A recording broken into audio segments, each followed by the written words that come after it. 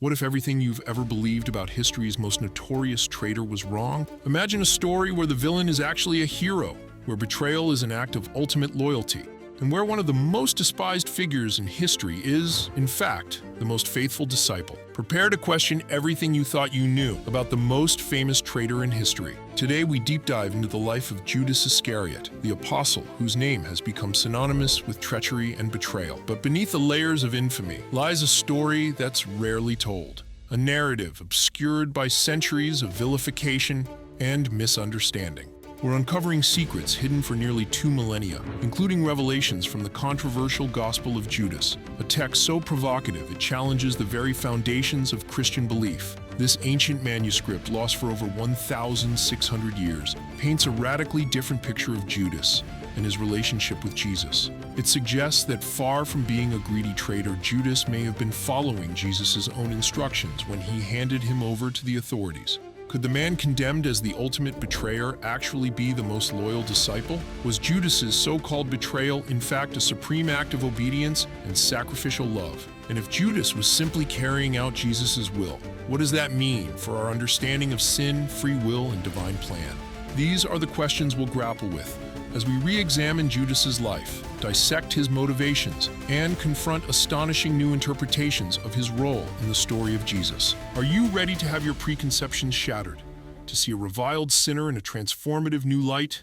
Chapter 1, The Early Life of Judas Iscariot. As we begin our investigation into the enigmatic figure of Judas Iscariot, let's start by examining what we know about his origins and early years. Though the Gospels provide scant details about Judas's background, there are tantalizing clues scattered throughout historical and scriptural sources that can help us piece together a fuller picture of the man who would become Jesus' betrayer. Judas's surname, Iscariot, likely derives from the Hebrew Ishkarioth, meaning man of Kerioth. Kerioth was a town located in the region of Judea, the southern part of Palestine, in contrast to the Galilean origins of most of the other disciples. This regional distinction is significant, as Judea was known for its religious conservatism and close ties to the temple establishment in Jerusalem. Growing up in this environment, Judas would have been steeped in traditional Jewish learning and piety from a young age. He may have even harbored aspirations of religious leadership himself. At the same time, Judea was a hotbed of anti-Roman sentiment. The region had a long history of insurrections against foreign occupiers, from the Maccabean revolt to the uprising led by Judas of Galilee. As a Judean, Judas Iscariot likely grew up with a keen awareness of his people's yearning for political liberation and the restoration of Jewish self-rule. Some scholars have suggested that Judas may have been associated with the Zealots, a militant Jewish sect that advocated armed resistance against the Romans.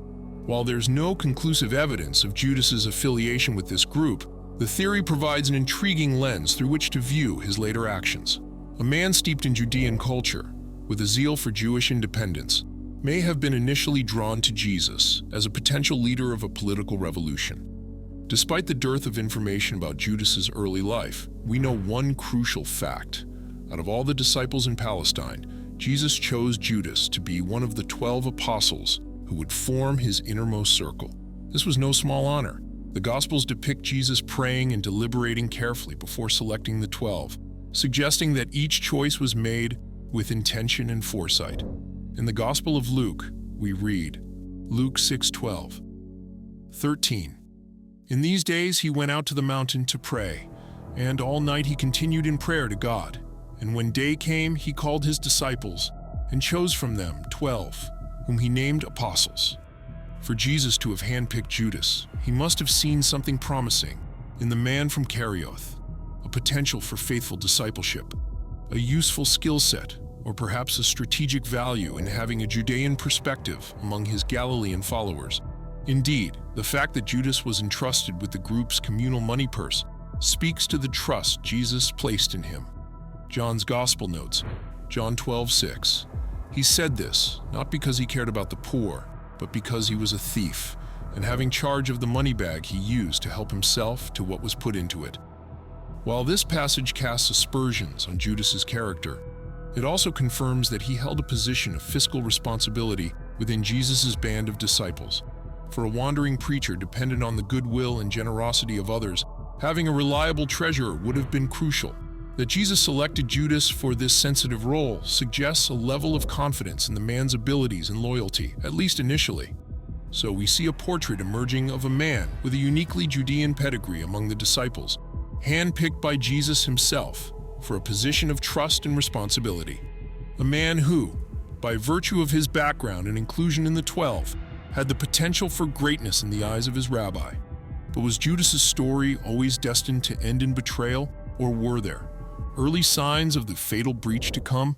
Chapter 2. Judas's relationship with Jesus.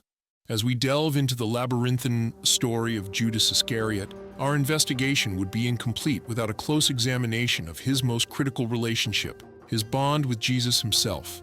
Though the Gospels often depict Judas in stark terms as a one-dimensional villain, a careful reading of the text reveals glimmers of a more nuanced dynamic between teacher and disciple. Moments of intimacy and trust. Throughout the New Testament, we catch glimpses of a relationship marked by moments of surprising closeness and confidence. During the Last Supper, the final Passover meal Jesus shares with his disciples before his crucifixion, Judas is seated in a place of honor near his teacher. When Jesus announces that one of the 12 will betray him, he doesn't name Judas explicitly. Rather, he shares a private signal with his betrayer, John 13:26. Jesus answered, "It is the one to whom I will give this piece of bread when I have dipped it in the dish." Then, dipping the piece of bread, he gave it to Judas, the son of Simon Iscariot. In the cultural context of first-century Palestine, sharing a dipped morsel of bread was a gesture of special friendship and honor. Far from openly rebuking Judas, Jesus seems to be extending him a final token of affection, even in the midst of foreknowledge of his betrayal. This enigmatic exchange invites us to consider the depth and complexity of Jesus' relationship with Judas. Could this intimate gesture have been an appeal to Judas's conscience, a silent plea to reconsider his course of action? Or was it a signal to proceed with the preordained plan, a sign that Judas was playing his essential part in the unfolding of Jesus' destiny? Yet alongside these moments of closeness, the Gospels also hint at undercurrents of tension between Jesus and Judas. One particularly revealing incident occurs in the book of John, when Jesus' feet are anointed with costly perfume by Mary of Bethany. John 12:4-5. But Judas Iscariot, one of his disciples, he who was about to betray him, said, "Why was this ointment not sold for 300 denarii and given to the poor?" On the surface, Judas's objection seems rooted in concern for wise stewardship of resources. But John goes on to editorialize. John 12:6. He said this, not because he cared about the poor, but because he was a thief, and having charge of the money bag, he used to help himself to what was put into it. This cutting aside suggests a pre-existing mistrust of Judas's motives among the other disciples, a suspicion that his priorities lay in personal gain rather than selfless devotion to Jesus' message. Is it possible that Judas's complaint, however misguided, stemmed from a sincere concern for the practical needs of Jesus' ministry? As the group's treasurer, Judas would have been acutely aware of the financial realities of their itinerant lifestyle. Perhaps he saw the extravagant anointing as a frivolous waste of resources that could have been better spent on feeding and housing the poor. If so, this incident may point to a deeper ideological rift between Jesus and Judas, a fundamental disagreement about the nature and priorities of Jesus' mission. While Jesus emphasized the primacy of spiritual devotion and sacrificial love, Judas may have been more focused on tangible, earthly concerns. This disconnect could have sown seeds of disillusionment in Judas, priming him for the eventual betrayal to come. As we piece together these fragmentary glimpses of Jesus and Judas's relationship, we're left with a picture far more ambiguous and multifaceted than the traditional narrative of hero and villain. Could there have been a profound bond of friendship and understanding between the two men, even as they grappled with clashing expectations and beliefs? Chapter 3. The motivations behind the betrayal. Having explored the intricate dynamics of Judas's relationship with Jesus, we now turn to the central enigma of the Iscariot story, the motivations behind history's most infamous act of betrayal. Why would a hand-picked disciple, privy to Jesus' innermost teachings and miracles, turn against his master in such a devastating way? Traditional readings, greed, disillusionment, Evil. The canonical Gospels offer a few tantalizing clues about Judas's possible incentives, though their accounts differ in significant ways. The most well-known explanation centers on Judas's greed and venality. In the book of Matthew, we read, Matthew 26:14-15, then one of the 12, whose name was Judas Iscariot, went to the chief priests and said, "What will you give me if I deliver him over to you?" And they paid him 30 pieces of silver. 30 pieces of silver was the price of a slave in ancient Jewish law, a poignant sign of how cheaply Judas sold out his rabbi. This blood money has become the enduring symbol of Judas's betrayal, a stark emblem of the corrupting power of avarice. Yet even as it condemns Judas's greed, Matthew's account also raises some perplexing questions. If Judas was primarily motivated by financial gain, why did he settle for such a paltry sum, equivalent to about 4 months' wages for a skilled laborer? Was there something more than mere money driving his actions? Other gospel writers suggest a different motivating force behind the betrayal, growing disillusionment with Jesus' mission and message. In the book of John, Judas is portrayed as a skeptic who chafes at Jesus' more enigmatic teachings and longs for a clearer demonstration of messianic power. John 14:22. Judas, not Iscariot, said to him, "Lord, how is it that you will manifest yourself to us and not to the world?" Could Judas have turned against Jesus out of frustration that he wasn't fulfilling the anticipated role of a conquering Messiah who would overthrow Israel's Roman occupiers? Some scholars have speculated that Judas may have hoped to force Jesus' hand by engineering his arrest, believing it would spur him to finally unleash his supernatural might and inaugurate the long-awaited kingdom of God. A third strand of interpretation, particularly prominent in Luke and John, presents Judas's betrayal as the result of satanic influence or possession. Luke 22:3-4. Then Satan entered into Judas, called Iscariot, who was of the number of the 12. He went away and conferred with the chief priests and officers how he might betray him to them. In this view, Judas becomes a mere puppet of diabolical forces, his free will overridden by the power of evil. While this reading seems to absolve Judas of full moral culpability, it also has the effect of flattening his character into a one-dimensional pawn, drained of psychological complexity or genuine agency. But let's look at the insights from the Gospel of Judas. In this alternative account, Judas is not a greedy opportunist or a demonically controlled automaton, but rather Jesus' most trusted and enlightened disciple. The Gnostic text presents a series of private dialogues between Jesus and Judas, in which the Messiah imparts secret knowledge and entrusts his friend with a sacred mission. Gospel of Judas. Jesus said to Judas, "Look, you have been told everything. Lift up your eyes and look at the cloud and the light within it and the star surrounding it. The star that leads the way is your star." According to this astonishing narrative, Jesus actually instructed Judas to hand him over to the authorities, knowing that his death was a necessary step in the fulfillment of the divine plan. Far from an act of betrayal, Judas's actions become the ultimate expression of obedience and sacrificial love. Imagining Judas's inner world. If we take seriously the possibility raised by the Gospel of Judas, it invites us to radically reimagine Judas's internal landscape in the fateful days leading up to the crucifixion. In this light, Judas's betrayal becomes an act of profound courage and selflessness, a willingness to shoulder the eternal infamy of being labeled a traitor in service of a higher cause. The 30 pieces of silver take on a new symbolic resonance, not as a sign of Judas's venality, but as a poignant reminder of the personal price he paid to play his essential role in the cosmic drama of redemption. Of course, the Gospel of Judas is not without its own historical and interpretive challenges, as we'll explore in future chapters, but its provocative message invites us to consider a more nuanced set of possible motivations behind Judas's actions, rooted not in base human failings, but in a deep commitment to the inscrutable workings of the divine will. Is this really a story about love and sacrifice? Chapter 4. The Discovery of the Gospel of Judas.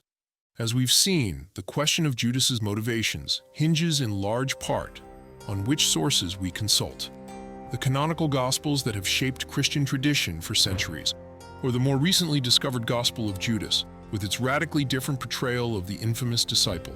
But what exactly is this alternative gospel, and where did it come from? To fully appreciate its potential to reshape our understanding of Judas, we must first dive into the remarkable story of its discovery and authentication. The tale of the Gospel of Judas's modern rediscovery reads like something out of an Indiana Jones adventure. In the late 1970s, a group of Egyptian farmers stumbled upon a hidden cave in the rocky hillsides near the village of El Minya, about 150 miles south of Cairo. Inside, they found a crumbling limestone box containing a bundle of ancient papyrus manuscripts, wrapped in a protective leather cover. One of these fragile documents would turn out to be the Gospel of Judas, a text that had been lost for nearly 1,700 years. Its existence had been hinted at in the writings of early Christian leaders like Irenaeus, who denounced it as a heretical forgery. But no physical copy had ever been found until that fateful day in the desert. The journey of the Gospel of Judas, from that limestone box to public awareness, was a long and treacherous one, filled with shady antiquities dealers, legal battles, and physical deterioration of the fragile manuscript. After changing hands several times on the black market, the codex containing the Gospel was finally purchased by a Swiss foundation in 2000. But by that point, the papyrus had suffered serious damage due to mishandling and poor storage conditions. Many of the pages were broken into fragments, and some portions were missing entirely. It took a team of expert conservators and scholars several years to painstakingly reassemble and translate the surviving text, a process made even more challenging by the fact that it was written in the ancient Coptic language. When the reconstructed Gospel of Judas was finally published in 2006, it sent shockwaves through the world of biblical scholarship and popular culture alike. Its portrayal of Judas as Jesus' favored disciple and the conduit for his ultimate sacrifice upended centuries of Christian tradition and sparked intense debates over its authenticity and theological implications. One of the first questions on many people's minds when the Gospel of Judas was unveiled was whether it could be a modern forgery, a sensational hoax designed to capitalize on the enduring fascination with the enigmatic disciple. But a battery of scientific tests and linguistic analyses soon put those doubts to rest. Radiocarbon dating of the papyrus itself placed it squarely in the early centuries of the Christian era, with a probable origin around 280 AD. Ink analysis confirmed that the writing materials were consistent with those used in ancient Egypt, and close examination of the Coptic text revealed telltale markers of its antiquity, such as the presence of Greco-Roman loanwords and a dialect that was in use in the 4th century. Of course, establishing that the physical document is genuinely ancient doesn't necessarily mean that its contents are historically reliable or theologically sound. As we'll explore in future chapters, the Gospel of Judas emerged from a very different cultural and religious context than the canonical Gospels, one shaped by Gnostic beliefs about secret knowledge and the duality of spirit and matter. But the confirmation of the text's antiquity does mean that it provides an invaluable window into the diversity of early Christian thought, challenging the idea that there was ever a single monolithic understanding of Jesus' life and message. The Gospel of Judas invites us to reconsider long-held assumptions about orthodoxy and heresy, and to grapple with the unsettling idea that the real story of Judas may have been suppressed or forgotten for nearly 2 millennia. The rediscovery of the Gospel of Judas, after so many centuries, raises tantalizing questions about what other secrets might still lie buried in the sands of history. If a text as radical as this could have been lost and found again, who knows what other alternative narratives and forgotten revelations might yet come to light. Chapter 5. Exploring the Gospel of Judas. We've traced the improbable journey of the Gospel of Judas from desert cave to published sensation, marveling at the twists of fate that brought this long-lost Gnostic text back into the light. But what exactly does this enigmatic gospel say, and how does it reshape our understanding of the relationship between Jesus and his infamous disciple? Let's dive into the revelations and mysteries contained within its fragmented pages. To fully appreciate the significance of the Gospel of Judas, we must first situate it within the broader landscape of early Christian thought. Unlike the canonical Gospels of Matthew, Mark, Luke, and John, which emerged from the proto-Orthodox tradition that would eventually give rise to modern Christianity, the Gospel of Judas is a product of the Gnostic movement that flourished in the 2nd and 3rd centuries AD. At the core of Gnostic belief was the idea that the material world is a flawed and imprisoning realm, created not by the true God, but by a lesser, imperfect deity known as the demiurge. According to Gnostic teaching, human beings contain within them a divine spark of the true God trapped within the physical body. The path to salvation lies in gnosis, secret knowledge that allows the individual to transcend the illusions of the material world and reunite with the divine. Gnostic texts like the Gospel of Judas often present a very different portrait of Jesus and his mission than the one found in the canonical Gospels. Rather than a savior who dies for the sins of humanity, the Gnostic Jesus is more of a spiritual guide, imparting hidden wisdom to his disciples to help them break free from the chains of the physical realm.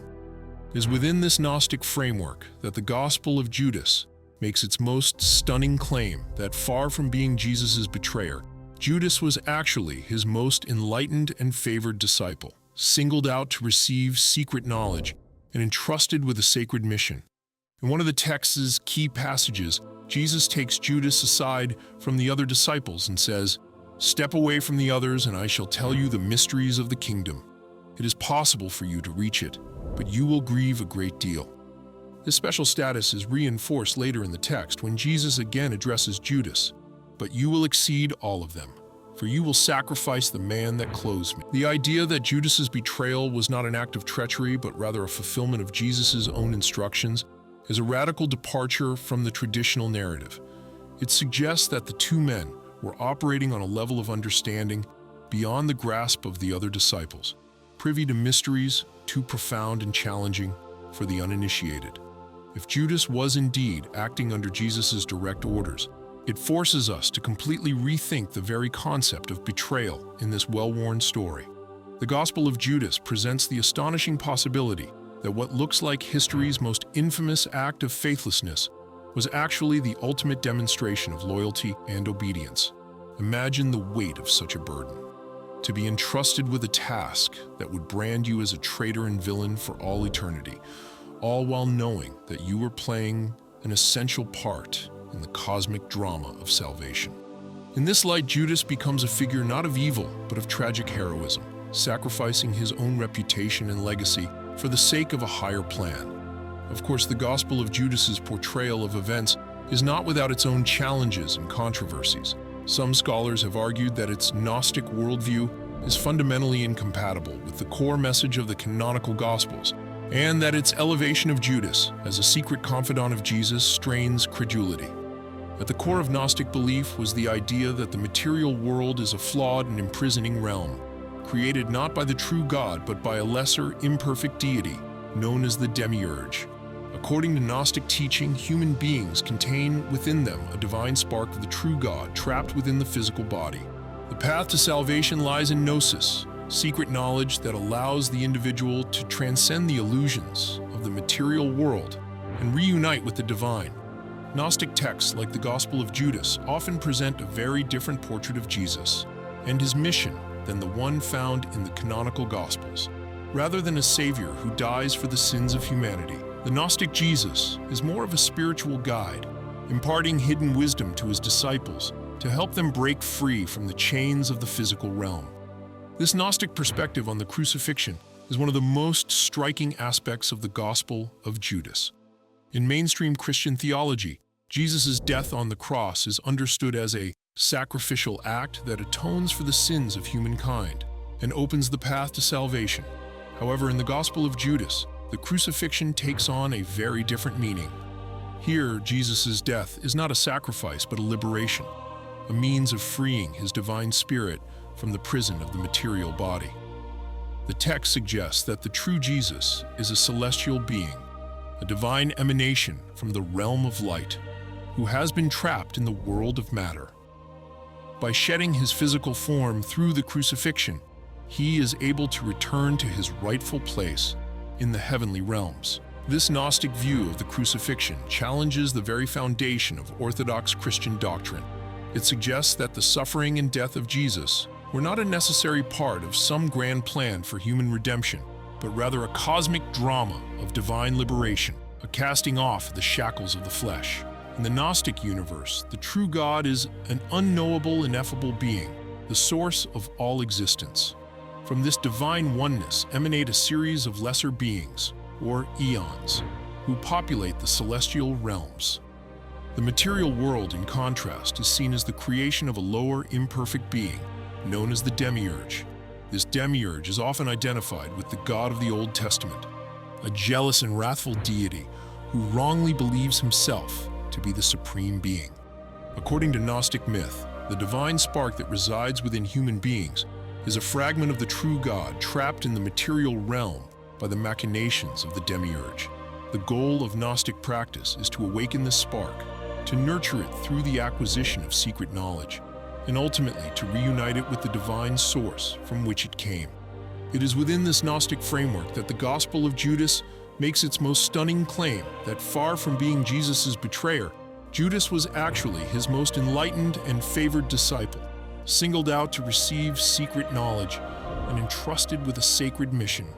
This portrayal of Judas as the most enlightened of the disciples stands in stark contrast to the depiction of the other followers of Jesus in the Gospel of Judas. Throughout the text, the disciples are shown as confused, ignorant, and unable to comprehend the true nature of Jesus' teachings. In one scene, the disciples have a vision of a great house with an altar, and they ask Jesus who the people are who will enter this house. Jesus rebukes them, saying, "Those who offer sacrifices to the altar you have seen are the priests, and that altar is the house of error. The one who is great among them is the God of this world, who will destroy their souls." Here the disciples are associated with the false worship of the material realm.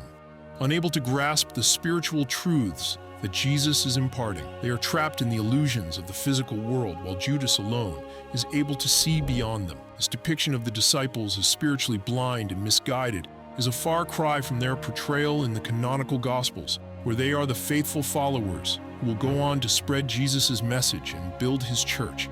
In the Gospel of Judas, they are little more than foils for Judas' superior understanding, their ignorance serving to highlight his unique status as the recipient of Jesus' most profound revelations. In the end, the Gospel of Judas may raise more questions than it answers, but that is precisely its power and its promise. It reminds us that the story of Christianity is far more complex and multifaceted than we often acknowledge, that there are always new perspectives to consider and new truths to uncover. If you want to have a full detailed video about the Gospel of Judas, let me know in the comments down below. Chapter 6. Contrasting canonical Gospels with the Gospel of Judas. As we've seen, the Gospel of Judas presents a radically different portrait of Jesus' relationship with his infamous disciple than the one found in the canonical Gospels. But what exactly are the key points of divergence between these two traditions? And what do they reveal about the complex landscape of early Christian thought? Let's dive into a closer comparison of these contrasting narratives. Judas's betrayer versus Judas's faithful disciple. Perhaps the most striking difference between the canonical Gospels and the Gospel of Judas lies in their portrayal of Judas's role in Jesus' arrest and crucifixion. In the synoptic Gospels of Matthew, Mark, and Luke, Judas is consistently depicted as a villain and traitor, driven by greed or demonic influence to hand Jesus over to the authorities. Consider the stark language of Luke's account. Luke 22:3-4. Then Satan entered into Judas, called Iscariot, who was of the number of the 12. He went away and conferred with the chief priests and officers how he might betray him to them. Here, Judas is a pawn of the devil, his betrayal an act of pure malevolence. The Gospel of John adds the detail of Judas's financial motivations, portraying him as a thief who exploited his position as the disciples' treasurer. John 12:6. He said this not because he cared about the poor, but because he was a thief, and having charge of the money bag he used to help himself to what was put into it.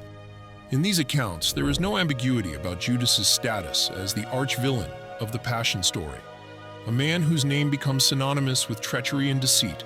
But as we've seen, the Gospel of Judas turns this narrative on its head, presenting Judas as the only disciple who truly understands Jesus' mission and is willing to carry out his difficult instructions.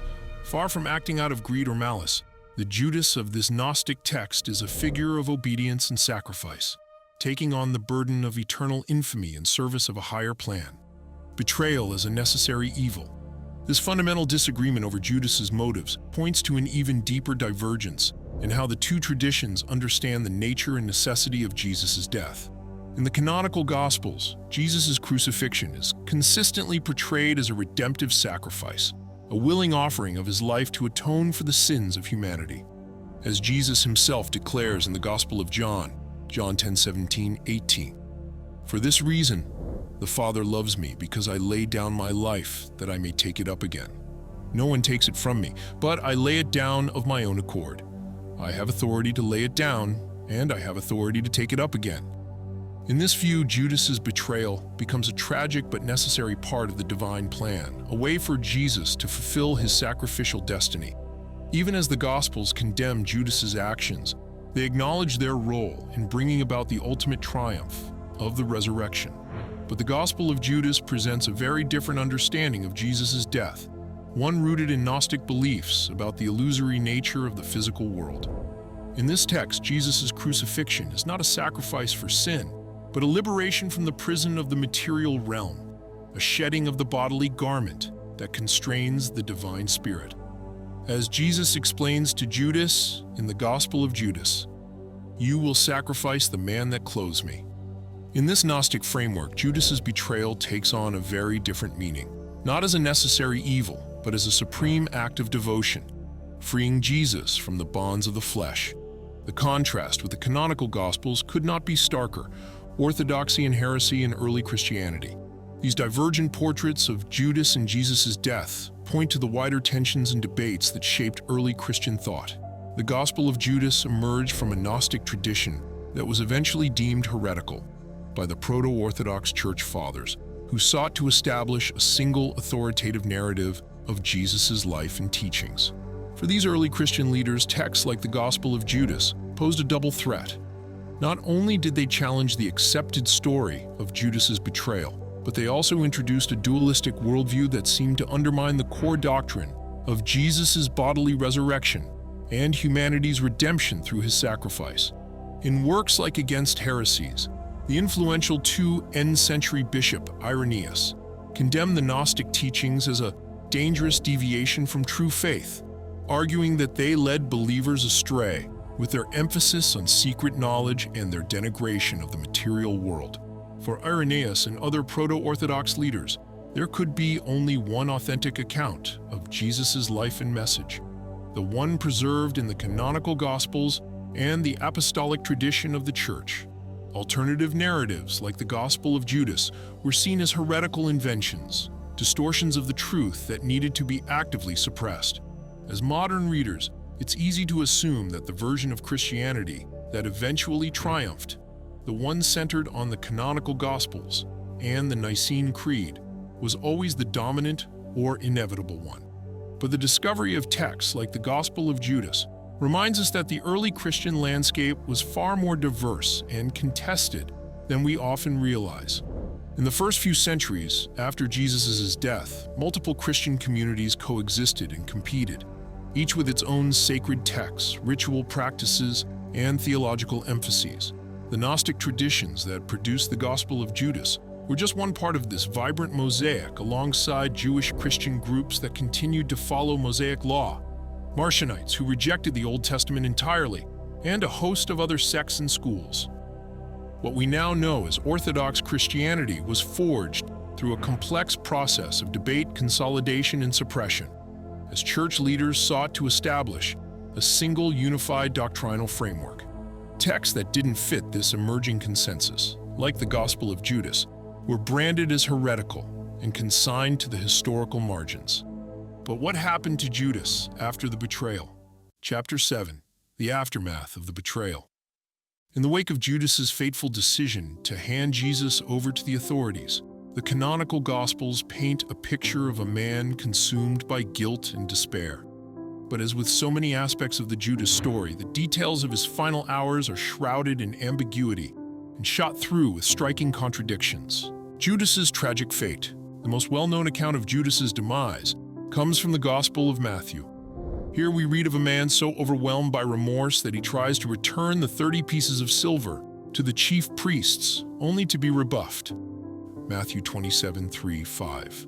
When Judas, his betrayer, saw that Jesus was condemned, he repented and brought back the 30 pieces of silver to the chief priests and the elders. He said, "I have sinned by betraying innocent blood." But they said, "What is that to us? See to it yourself." Throwing down the pieces of silver in the temple, he departed, and he went and hanged himself. It's a haunting scene, one that etches Judas's despair and self-recrimination into the hardened of the Passion narrative. In Matthew's telling, Judas's betrayal is not just a crime against Jesus, but a sin that weighs heavily on his own soul, driving him to the ultimate act of self-destruction. But even within this poignant vignette, questions and ambiguities arise. If Judas was truly repentant, why did he not seek out Jesus himself, as Peter did after his own moment of betrayal? Was his suicide a final gesture of contrition or a desperate attempt to escape the consequences of his actions? Biblical interpreters have long wrestled with the theological implications of Judas's fate. Some have seen his suicide as the ultimate sign of his damnation, a self-inflicted punishment for an unforgivable sin. Others have wondered whether Judas's story might contain a glimmer of redemptive possibility, a hint that even the most grievous betrayal can be met with divine mercy. Further complicating the picture is the fact that the Gospel of Matthew is not the only biblical text to recount Judas's demise. The book of Acts offers a strikingly different version of events. Acts 1:18-19. Now this man acquired a field with the reward of his wickedness, and falling headlong, he burst open in the middle, and all his bowels gushed out. This became known to all the residents of Jerusalem, so that the field was called in their language Hakeldama, that is, field of blood. Here there is no mention of Judas's remorse or his attempt to return the blood money. Instead, we have a gruesome account of his bodily destruction, his entrails spilling out onto the very land he purchased with his ill-gotten gains. Some scholars have attempted to harmonize these two disparate accounts, suggesting that perhaps Judas hanged himself and then his body later fell and burst open.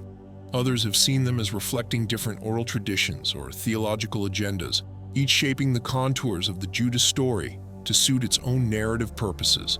Regardless of how we reconcile these conflicting details, it's clear that both versions of Judas's death are laden with symbolic meaning. In Matthew, the image of Judas hanging from a tree evokes the curse pronounced in Deuteronomy on anyone who is hung on a tree, Doyet 21:23, a curse that Paul would later apply to Jesus himself, Galatians 3:13. Judas's death then becomes a dark mirror of Jesus' own fate, a sign of the ultimate consequence of sin and betrayal.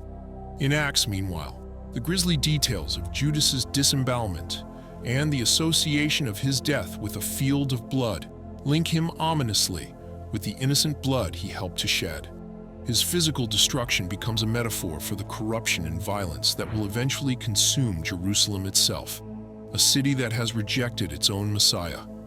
In the end, the precise details of Judas's demise remain shrouded in mystery, a tangle of historical uncertainties and literary symbolism.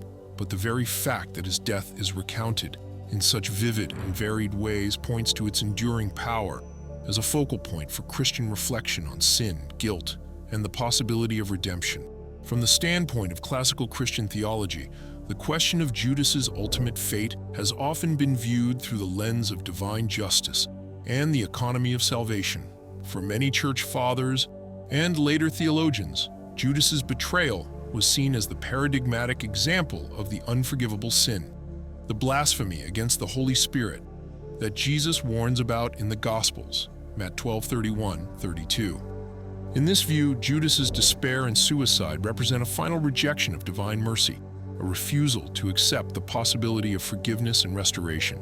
But other streams of Christian thought have pushed back against this reading, arguing that it risks painting God as a harsh and unforgiving judge, one who condemns sinners to eternal damnation for even the most grievous of transgressions. For these thinkers, the story of Judas raises unsettling questions about the limits of redemption and the scope of divine compassion. Some have pointed to Jesus' own words from the cross, "Father, forgive them, for they know not what they do," Luke 23:34, as a sign that even the most heinous acts of betrayal and violence can be met with forgiveness. Others have argued that the very fact of Jesus' death and resurrection means that no sin is beyond the reach of divine grace, that even the most hardened heart can be softened and transformed by the power of the cross. Judas's fate also raises thorny questions about the nature of human free will and its relationship to divine providence. After all, if Judas's betrayal was foreordained by God as a necessary part of the plan of salvation, can he be held fully responsible for his actions? Is he a tragic figure caught in the grip of a larger cosmic drama, or a free agent who bears the weight of his own moral choices? In wrestling with these dilemmas, Christian thinkers have often turned to the mysterious interplay of grace and free will, the way in which God's love and human freedom are woven together in the drama of salvation. Some have emphasized the priority of divine election, arguing that God chooses those whom he will save, and that human decisions are ultimately subordinate to his sovereign will. Others have stressed the importance of human cooperation with grace, insisting that God's love invites but does not compel our response. In this view, Judas's betrayal represents a tragic but real possibility inherent in the gift of free will, the risk that we might use our freedom to turn away from God and embrace a path of self-destruction. And let us trust that in the end, the love that triumphed over death on the cross will also have the final word over the broken and twisted fragments of our own betrayals.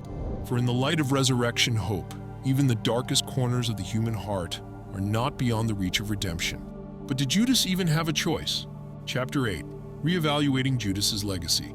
Having explored the enigma of Judas's motives, the revelations of the Gospel of Judas, and the haunting details of his final hours, we're left with the question of how to make sense of his place in the larger story of Christian faith.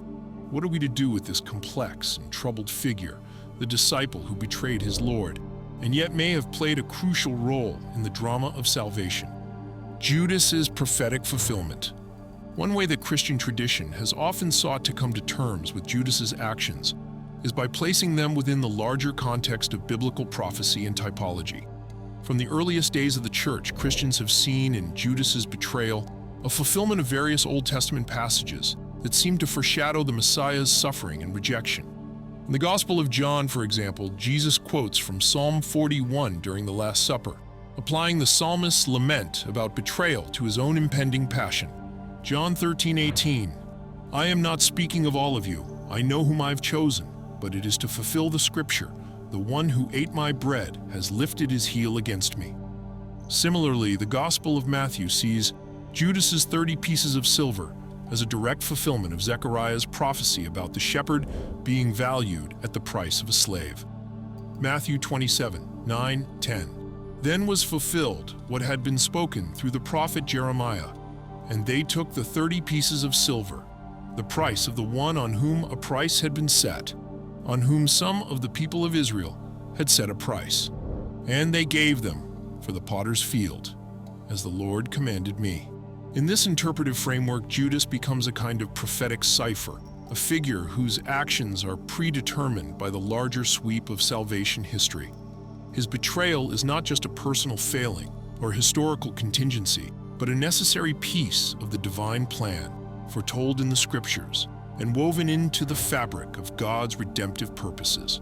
But even as this prophetic reading of Judas's story helps to make sense of his place in the biblical narrative, it also raises unsettling questions about the nature of human agency and moral responsibility. If Judas's betrayal was foreordained by God and predicted in the scriptures, can he be held accountable for his actions? Is he a free moral agent or simply a pawn in a larger cosmic drama? These questions have vexed theologians and philosophers for centuries, and they touch on some of the deepest tensions within the Christian understanding of divine sovereignty and human freedom. On one level, the idea that Judas's actions were predestined by God seems to absolve him of moral culpability, turning him into a tragic figure caught in the grip of forces beyond his control. But at the same time, the Christian tradition has always insisted on the reality of human free will and the importance of personal responsibility. The very fact that Judas's betrayal is portrayed as a sin and a source of deep anguish suggests that he did have some degree of agency and choice in the matter, even if his actions were also part of a larger divine plan. Let's look at Judas in art and imagination. Beyond the realm of theology and biblical interpretation, Judas's legacy has also been shaped by the way he has been portrayed in art, literature, and popular culture over the centuries. From medieval passion plays to modern films and novels, Judas has served as a potent symbol of betrayal, despair, and the human capacity for both good and evil. In some artistic depictions, Judas is a straightforward villain, a one-dimensional embodiment of greed and treachery. His betrayal is portrayed as the ultimate act of faithlessness, a stark contrast to the loyalty and devotion of the other disciples. But in other portrayals, Judas emerges as a more complex and ambiguous figure, a man torn between conflicting loyalties and desires. In the musical Jesus Christ Superstar, for example, Judas is depicted as a tragic anti-hero, a disciple who loves Jesus but cannot accept his claims to divinity and his apparent indifference to political revolution. Similarly, in Martin Scorsese's film The Last Temptation of Christ, Judas is portrayed as Jesus' closest friend and confidant, a man who betrays him only at his explicit request and as part of a larger plan to bring about the crucifixion. These more nuanced artistic treatments of Judas reflect a broader shift in modern sensibilities, a growing willingness to explore the psychological and moral complexity of even the most reviled figures in the biblical story.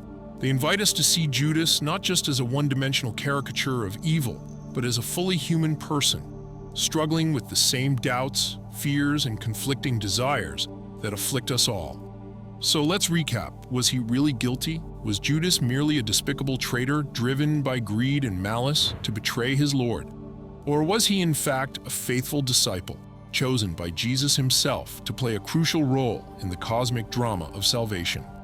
The weight of this question is immense, for it touches on nothing less than the nature of God's saving purposes in the world, the meaning of human free will and divine providence, and the ultimate significance of Jesus' life, death, and resurrection. To grapple with Judas's true role is to plunge into the very depths of the Christian mystery, to confront the paradox of a love that embraces even the most unlikely and undeserving of individuals. On the one hand, the traditional Christian narrative has long seen Judas's betrayal as a tragic but necessary part of the unfolding of God's plan.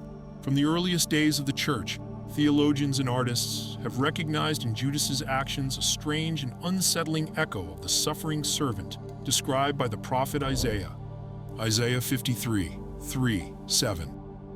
He was despised and rejected by others, a man of suffering and acquainted with infirmity. He was oppressed and he was afflicted, yet he did not open his mouth. Like a lamb that is led to the slaughter, and like a sheep that before its shearers is silent, so he did not open his mouth. In this light, Judas becomes a kind of unwitting instrument of divine providence, a figure whose very treachery serves to bring about the redemption of the world. His betrayal is not just a historical contingency or a personal failing, but a dark thread woven into the very fabric of salvation history, a necessary prelude to the triumph of Easter morning. And yet, even as this reading helps to make sense of Judas's place in the biblical story, it also confronts us with the scandal of a love that stops at nothing to reconcile the world to itself. For if Judas's betrayal was in some sense necessary for the unfolding of God's saving purposes, then what are we to make of a divine will that embraces even the most heinous of human actions as a means of redemption?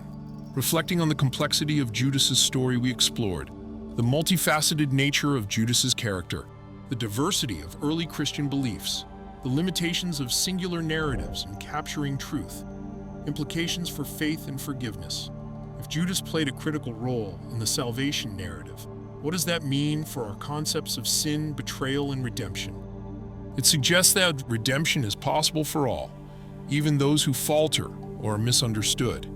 Faith involves embracing mystery, accepting that not all can be neatly explained. As individuals, we're invited to examine our own judgments. Are there Judas figures in our lives we've misunderstood? Seek empathy, understanding the complexities behind others' actions. Pursue deeper understanding, beyond surface-level interpretations. A call to reevaluate. By reevaluating Judas's story, we open ourselves to greater compassion and humility, a richer spiritual journey, a more inclusive and understanding community. Perhaps the true lesson lies not in exonerating or condemning Judas, but in recognizing the profound complexities of faith, destiny, and humanity. If you like this video about Judas, you need to watch this video next. The story of Enoch, How did Noah's grandfather live so long, and did he really become an angel? Thank you all for watching.